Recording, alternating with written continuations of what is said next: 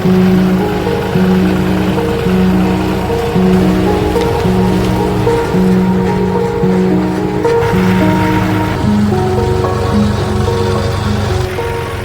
ആലപ്പുഴ ജില്ലയിൽ ചേർത്തല സൗത്തിലുള്ള, അതായത് ചേർത്തല തെക്ക് കൃഷി ഭവന്റെ പരിധിയിലുള്ള ഓണങ്ങ പാടശേഖര സമിതിയുടെ ജനറൽ സെക്രട്ടറിയാണ് ഞാൻ.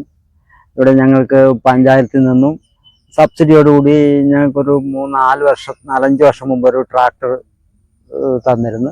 ആ ട്രാക്ടറിന് ഞങ്ങൾ ഒരു ഡ്രൈവറെ തേടി നടന്നിട്ട് കിട്ടാതെ, അങ്ങനെ ഒരു ആത്മാർത്ഥമുള്ള ആളെ കിട്ടാതെ നമ്മൾ വളരെ പറഞ്ഞതിന് ശേഷം സ്വയം ആ ഒരു കാര്യം ഏറ്റെടുത്ത് വന്ന ആളാണ് പ്രിയപ്പെട്ട ഞങ്ങളുടെ പ്രശാന്ത്.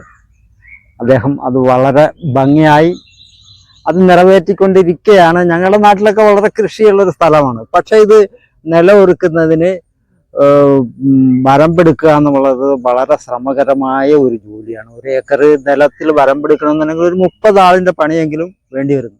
അതിനെന്താണ് ഒരു പരിഹാരമെന്ന് ഞങ്ങൾ ആലോചിച്ചിട്ടിരിക്കുമ്പോൾ നമ്മുടെ പ്രിയപ്പെട്ട ഡ്രൈവർ പ്രശാന്ത് ഒരു ആശയം മുന്നോട്ട് വെച്ചു. അങ്ങനെ സ്വന്തമായി ഞാനൊരു വരമ്പെടുക്കുന്ന യന്ത്രം കണ്ടുപിടിച്ചിട്ടുണ്ട്, നിങ്ങളത് എന്നെ സഹായിക്കുമെങ്കിൽ, അത് ഏറ്റെടുക്കുമെന്നുണ്ടെങ്കിൽ അത് വളരെ വിജയപ്രദമായിരിക്കും എന്ന് അദ്ദേഹം പറഞ്ഞു.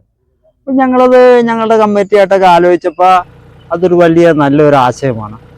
അതിന് പൈസ മുടക്കുക എന്നുള്ളൊരു പ്രധാന ഒരു പ്രശ്നമായിരുന്നു. പക്ഷെ അത് ഞങ്ങളുടെ കിട്ടിയ ലാഭത്തിൽ നിന്ന് ഞങ്ങൾ ഏതാണ്ട് 1 ലക്ഷം രൂപയുടെ അടുത്ത് ഇതിനു വേണ്ടി ചെലവാക്കി വളരെ ഫലപ്രദമായ ഒരു യന്ത്രമാണ്. അത് പ്രശാന്തിൻ്റെ സ്വന്തം കണ്ടുപിടുത്തമാണെന്ന് പറയുന്നതിൽ ഞങ്ങൾക്ക് അഭിമാനമുണ്ട്. അതിപ്പോൾ എന്ന് പറഞ്ഞു കഴിഞ്ഞാൽ ഈ നാട്ടിലും സമീപ പ്രദേശങ്ങളും ആലപ്പുഴ ജില്ലക്ക് പുറത്തു വരെ പോയി ഇപ്പം നമ്മളിപ്പോൾ വരമ്പെടുത്ത് പ്രശാന്ത് കൊടുക്കുന്നു.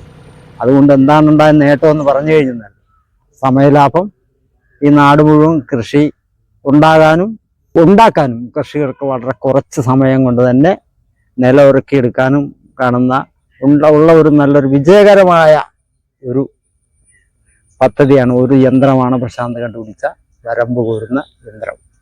ഇത് അഭിമാനത്തോടെ നമ്മൾ പല വേദികളിലും പറഞ്ഞിട്ടുള്ളതാണ്.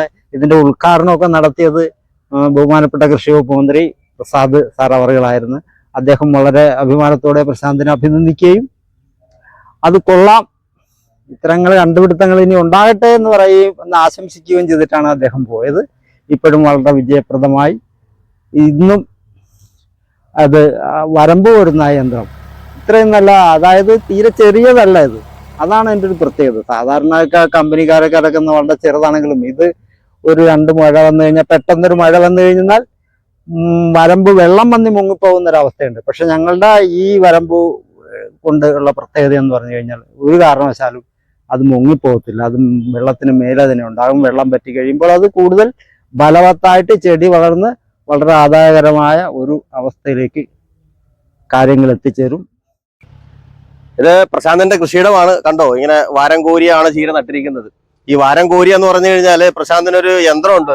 നമ്മുടെ ട്രാക്ടർ ഘടിപ്പിച്ചിരിക്കുന്ന ഒരു പ്രത്യേകതരം സംവിധാനത്തിൽ മോൾഡ് ചെയ്ത് വെച്ചിരിക്കുന്ന ഒരു സംഭവമുണ്ട്. ആ സംവിധാനം വെച്ചിട്ടാണ് ഈ വാരം കോരി ഇങ്ങനെ കൃഷി ചെയ്തിരിക്കുന്നത്. സ്ഥലങ്ങളിലേക്ക് നമ്മുടെ ഇവിടെ വാരം കോരിക്കൊണ്ടിരുന്നത് കർഷക തൊഴിലാളികളെ വെച്ച് തൂമ്പായിക്കാണ്.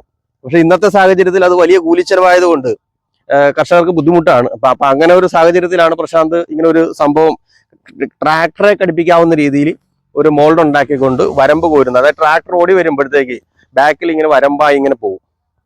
അപ്പൊ ആ ഒരു രീതിയിലാണ് ചെയ്തിരിക്കുന്നത്. ശരിക്കും പറഞ്ഞാൽ കർഷകരെ സംബന്ധിച്ചിടത്തോളം ഈ ഒരു സംവിധാനം വളരെ ഗുണകരമാണ്. സാമ്പത്തികമായിട്ടൊക്കെ കുറെ ലാഭം കിട്ടുന്നതാണ്. കാര്യം 1 ഏക്കറിലൊക്കെ 1 മണിക്കൂർ കൊണ്ട് ചെയ്യാം എന്ന് പറഞ്ഞാൽ ഒരു 1200, 1300 രൂപ കൊണ്ട് 1 ഏക്കർ മൊത്തം ഇതുപോലെ നിരവധിയായ വാരം കോരി കർഷകർക്ക് ഗുണപ്രദമാകുന്ന രീതിയിൽ കൃഷി ചെയ്യാൻ പറ്റുന്ന രീതിയിൽ വരമ്പ് പോലെയൊക്കെ ആക്കിത്തരും. വളരെ സിമ്പിളാണ്. ഒരു 1200 രൂപ കൊണ്ട് 1 ഏക്കറോ അല്ലെങ്കിൽ 1.5 ഏക്കറൊക്കെ 1 മണിക്കൂർ കൊണ്ട് തീർക്കാവുന്ന സംഭവമാണ്. ഓരോ പ്രദേശത്തെയും ഭൂപ്രകൃതിക്ക് അനുസരിച്ചല്ലേ ചെയ്യാൻ പറ്റുള്ളൂ. പിന്നെ മറ്റുള്ള സംസ്ഥാനങ്ങളിൽ ചെയ്യുന്ന പോലുള്ള കാര്യങ്ങൾ നമുക്ക് ഇവിടെ നടത്തണമെന്ന് നിർബന്ധമൊന്നുമില്ല. ഇവിടുത്തെ ഭൂപ്രകൃതിക്ക് അനുസരിച്ച് ആണ് നമ്മളിവിടെ വികസിപ്പിച്ചെടുക്കേണ്ടത്. അപ്പൊ അത് പ്രാദേശികമായിട്ടുള്ള കർഷകരാണത് മനസ്സിൽ കണ്ടുകൊണ്ട് ആശയങ്ങൾ കൊണ്ടുവരികയും അത് പ്രാവർത്തികമാക്കേണ്ടത്. അപ്പൊ അത് ബന്ധപ്പെട്ട കൃഷി ഓഫീസറോ അല്ലെങ്കിൽ ഡിപ്പാർട്ട്മെന്റുകളോ അത് വേണ്ട രീതിയിൽ അവർക്ക് സപ്പോർട്ടിങ് കൊടുക്കുകയാണെന്നുണ്ടെങ്കിൽ ഇതുപോലെ പ്രശാന്തിനെ പോലെയുള്ള നിരവധി ആൾക്കാർ നമ്മുടെ സമൂഹത്തിലുണ്ടാവും, ഈ കൃഷി മേഖലയിലുണ്ടാവും. അത് വലിയൊരു കാർഷിക മേഖലയിൽ വലിയൊരു ഗുണകരമായ ഒരു മാറ്റം തന്നെയായിരിക്കും എന്നാണ് എൻ്റെ അഭിപ്രായം.